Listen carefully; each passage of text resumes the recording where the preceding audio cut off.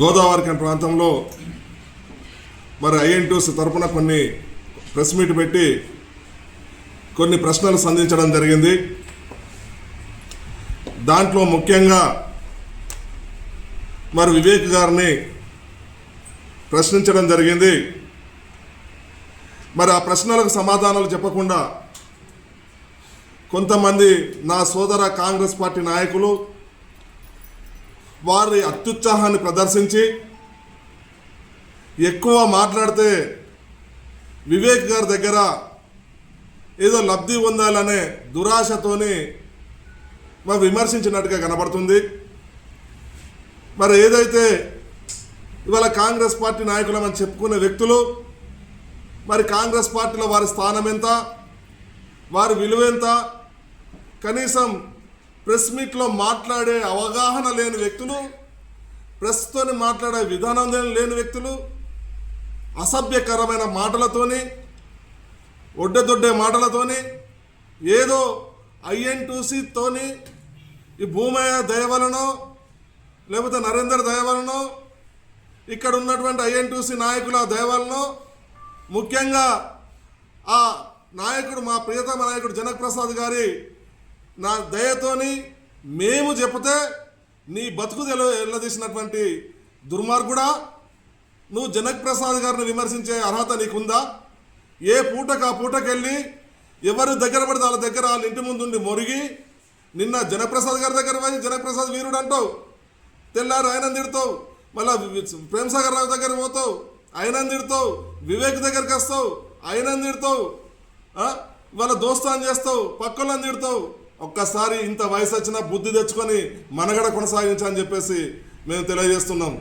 అంతేకాదు ఐఎన్టీయూసీ అనేది ఒక విప్లవకరమైన పార్టీ, ఐఎన్టీయూసీ అనేది కార్మికుల మన్నలను పొందిన పార్టీ, ఐఎన్టీయూసీ అనేది కార్మిక వర్గం కోసం పెద్దలు సంజయ్ రెడ్డి గారి నాయకత్వంలో, పెద్దలు జనక్ ప్రసాద్ గారి నాయకత్వంలో మరి కార్మిక వర్గానికి ఎనలేని సేవ చేస్తూ ముందుకు పోతున్నటువంటి పార్టీ. అదే ఇవాళ ఏదైతే ఇవాళ సింగరేణి మునిగే దశలో ఉన్నప్పుడు, సింగరేణి పోయే దశలో ఉన్నప్పుడు ఇక్కడ యావత్ ప్రజానీకం అంతా కరోనా వచ్చి మరి బీతులుతున్న సమయంలో జనక్ ప్రసాద్ గారు ముందుండి ఈ ప్రజలను కాపాడిన చరిత్ర జనక్ ప్రసాద్ గారిది. ఈ సింగరేణిని కాపాడిన పరిస్థితి జనక్ ప్రసాద్ గారిది. మరి జనక్ ప్రసాద్ గారు వాళ్ళ 1,20,00,000 మంది అసంఘటిత కార్మికుల కోసం వాళ్ళ బతుకులు బాగా చేయాలని ఆలోచించేటువంటి వ్యక్తి ఇవాళ జనక్ ప్రసాద్ గారిది. ఇవాళ ఒక దిక్కు చెప్తుండ్రు, నువ్వు దళితులను ఎట్లా అంటావా, దళితులను ఎట్లా మాట్లాడతావా అంటే, ఇదే దళిత వర్గాన్ని నువ్వు అభివృద్ధి చెందిన నాయకుడు ఈ దళిత వర్గాన్ని చీల్చి ఈ రిజర్వేషన్ రాకుండా చేసిన మరి పాపం మీ నాయకుడికి లేదా అని చెప్పేసి సూటిగా నేను ప్రశ్నిస్తున్నా. అదే కాంగ్రెస్ పార్టీ మరి ఏబిసిడి వర్గీకరణ చేయాలి, ఏబిసిడికి వర్గీకరణకు మేము కట్టుబడి ఉన్నామని చెప్పేసి అగ్రనాయకుడు రాహుల్ గాంధీ గారు మరి అదేవిధంగా మల్లికార్జున ఖార్గే గారు జోడో యాత్రలా పిలిపించినది నీకు తెలియదా? మరి అదేవిధంగా ఏదైతే ఈ రాష్ట్ర ముఖ్యమంత్రి అసెంబ్లీలో తీర్మానం పెట్టినప్పుడు మరి నువ్వు తీర్మానానికి అనుకూలంగా ఓటేసి నువ్వు మాల వర్గాన్ని రెచ్చగొట్టి వాళ్ళకి ద్రోహం చేసిన విషయం మరి ఇది వాస్తవం కాదా అని చెప్పేసి మరి ఈ సందర్భంగా తెలియజేస్తున్నాం. వీళ్ళ కాంగ్రెస్ పార్టీ అంటారు. మరి కాంగ్రెస్ పార్టీ చేసిన నిర్ణయానికి ద్రోహం చేసింది నీ నాయకుడు కాదా అవునా అని చెప్పేసి మరి తెలుసుకోవాల్సిన బాధ్యత మీకు ఉందని చెప్పేసి మరి ఈ సందర్భంగా తెలియజేస్తున్నాం. ఏదో ఇవాళ ఎంపీ గారిని ఒక బ్రాహ్మణ సామాజిక వర్గం, ఒక అగ్రవర్ణ వ్యక్తులు ఇవాళ ఆయన ఫోటో పెట్టలేదని చెప్పి మీరు నిందిస్తున్నారు. మరి నిందిస్తున్నది మేము కూడా ఆయన ఫోటో ఎందుకు పెట్టలేదని చెప్పేసి మేము కూడా ఒక దళిత నాయకునిగా ప్రశ్నిస్తున్నాం. మరి నీ క్వశ్చన్, నువ్వు ఒక పార్లమెంట్లో ప్రముఖమైన వ్యక్తివి, నువ్వు శాసనసభలో ప్రముఖమైన వ్యక్తులు, మీరు ఎవరికి క్వశ్చన్ చేయాలి?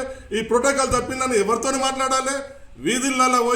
వీధులలో ఒక వర్గాన్ని పట్టుకొని వీధులలో ధర్నాలు చేసి ఏదైతే సచ్చీలుడైనటువంటి నిష్కలంకమైన మనిషి అయినటువంటి శ్రీధర్ బాబు గారిని అబాసుపాలు చేయడానికి నువ్వు ధర్నాలు రస్తారోకాలు చేపిస్తున్నది ఇది వాస్తవం కాదా? అదే ప్రోటోకాల్ మీకు తెలియదా? మీరు ఎంపీ అయినప్పుడు నీ ప్రోటోకాల్ తప్పినప్పుడు, నీ బొమ్మ పెట్టినప్పుడు నువ్వు ఎక్కడ క్వశ్చన్ చేయాలి? నువ్వు పార్లమెంట్లో ఉన్నటువంటి స్పీకర్కు నువ్వు కంప్లైంట్ చేస్తే, ప్రివిలేజ్ మోషన్ ఇస్తే నీకు పార్లమెంట్లో ఉన్నటువంటి స్పీకర్ దాని మీద యాక్షన్ తీసుకుంటాడు అన్నది మీకు తెలియదా? ఈ సామాన్య ప్రజానీకాన్ని, ఇక్కడ ఉన్న కార్మిక వర్గాన్ని ఆందోళన గురి చేయడానికి, అబాస్పాలు చేయడానికి, ప్రజల్లో చీలిక తీసుకురావడానికి మీరు ఈ ప్రయత్నాలు చేస్తున్నది ఇంకా మానుకోవాలని చెప్పేసి